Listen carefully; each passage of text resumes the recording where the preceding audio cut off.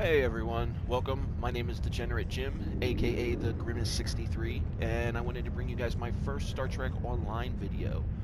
Now, Star Trek Online was just recently released on the PlayStation Network a little over a week ago. I think it was last Tuesday, and I picked it up first day. I've been playing it ever since, and so far I think I've been overall impressed. It's definitely got its shortcomings, most notably, in the ground game. It's just definitely not as fun as where the space battles, but the space battles are definitely where it's at, and lots and lots of fun, lots of information, lots of stuff to do. So I just want to bring you this video, kind of show you a little bit how I leveled up and a couple things that I learned along the way.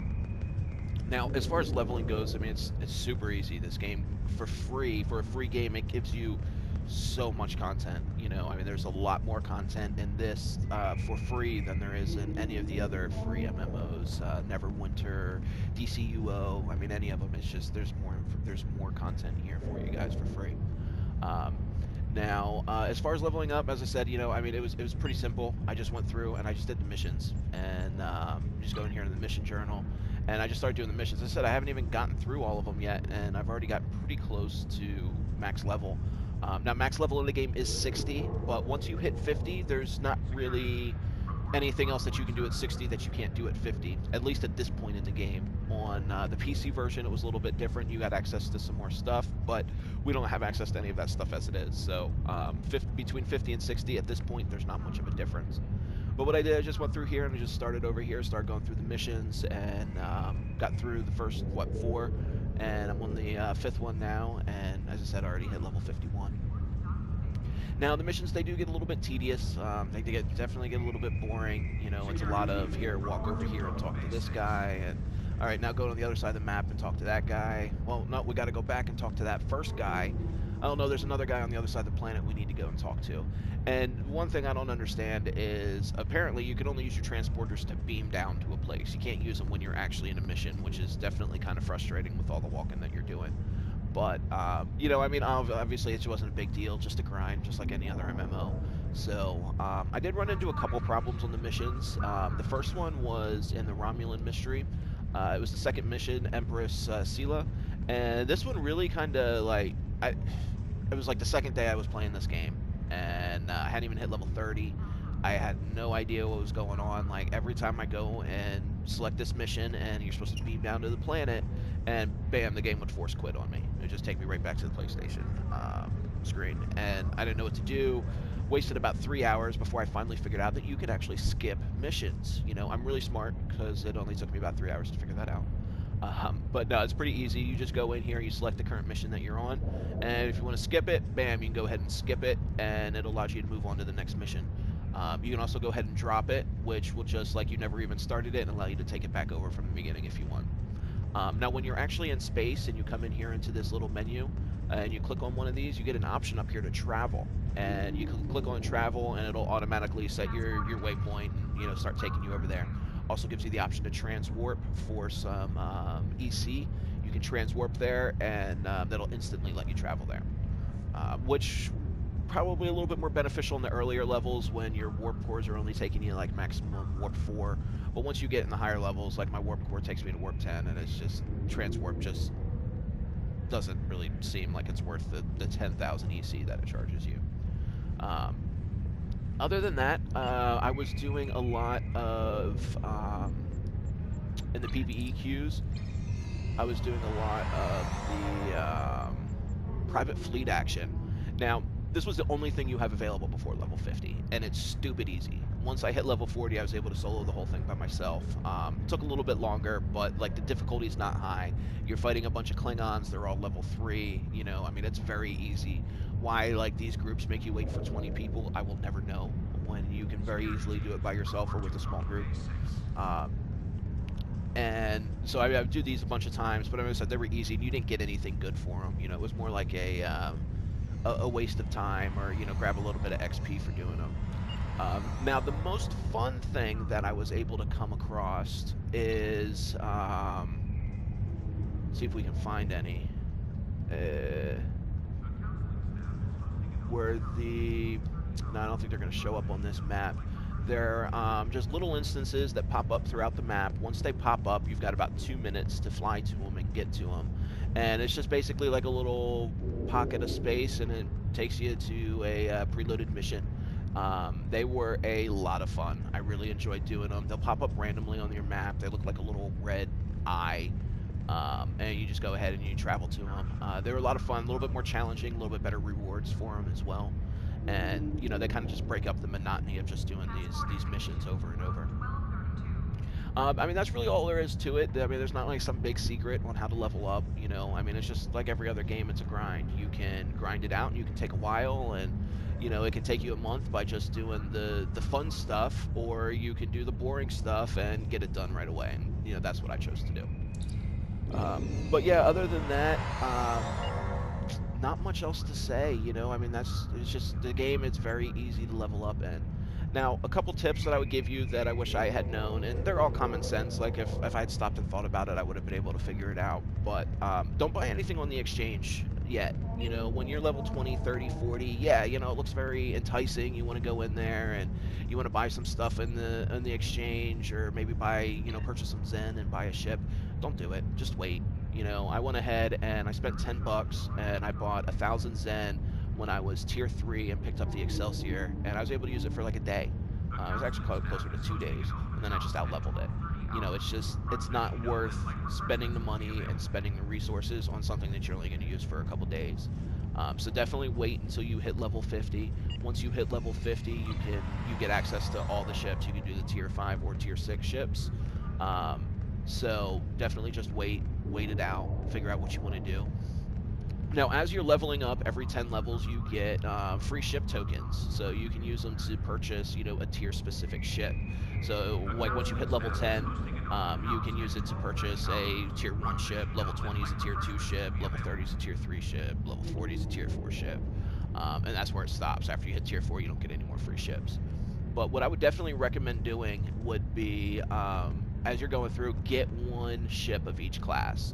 You know, so you might want to start off with like getting a cruiser or a science vessel, something like that. And then on the next go around, you might want to go ahead and get that escort ship. And then on the final go around, the third go around, you know, get the other class of ship that you haven't gotten.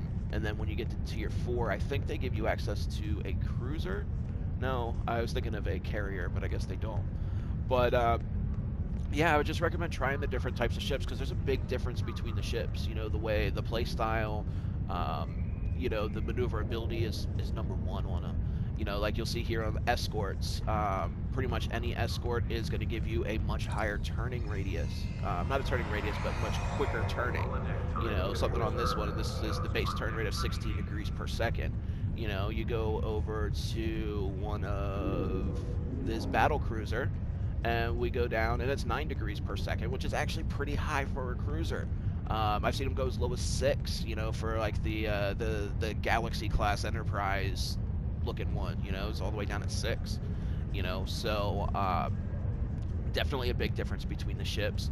Basically, from what I've been able to gather online, is tactical, they kind of stick, if you go tactical, you kind of stick with the escort ships. Science officers will stick with the science ships, and engineers generally take the bigger cruisers.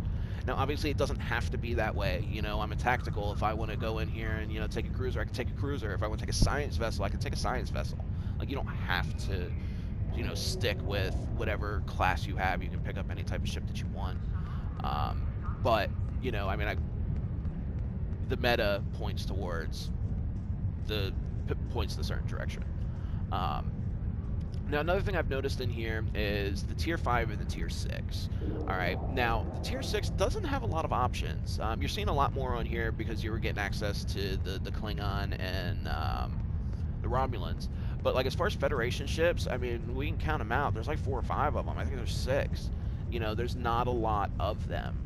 And then you go here and you look at 5, and 5's got all the iconic ships. You know, I mean, it's got the battle cruisers, it's got the Defiant. You know, you come down here and we've got the Enterprise, you know, complete with saucer separation. You've got the Galaxy Dreadnought from I think it was the All Good Things episode, and you know, with the third warp nacelle.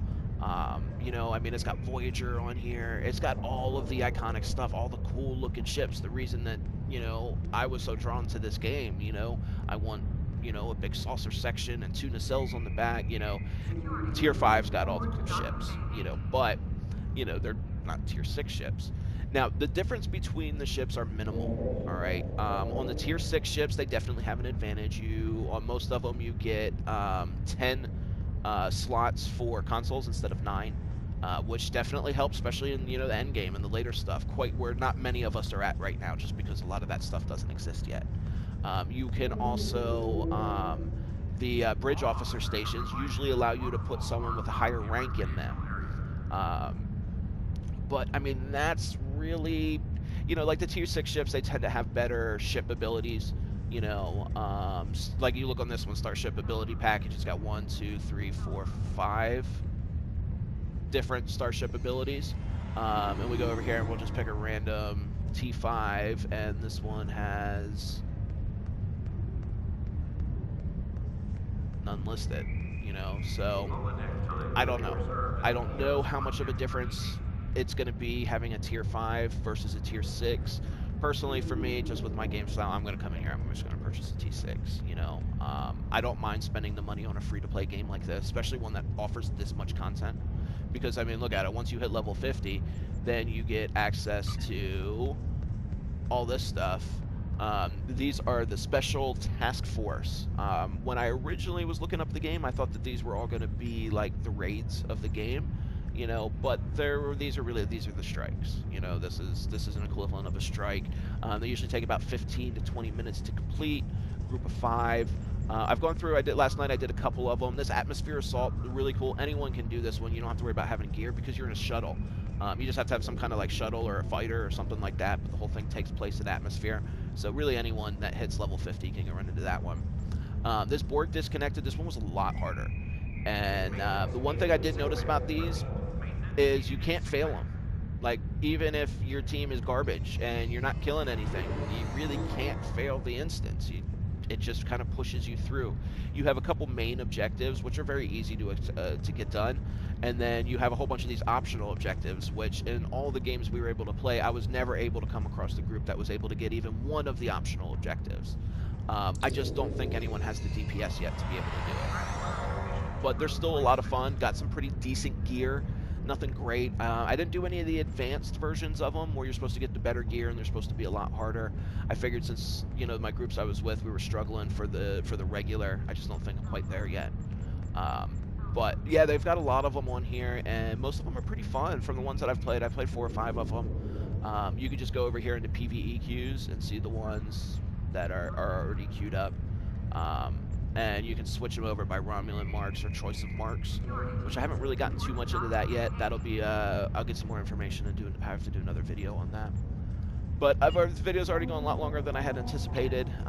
You know, MMO, there's just tons of information.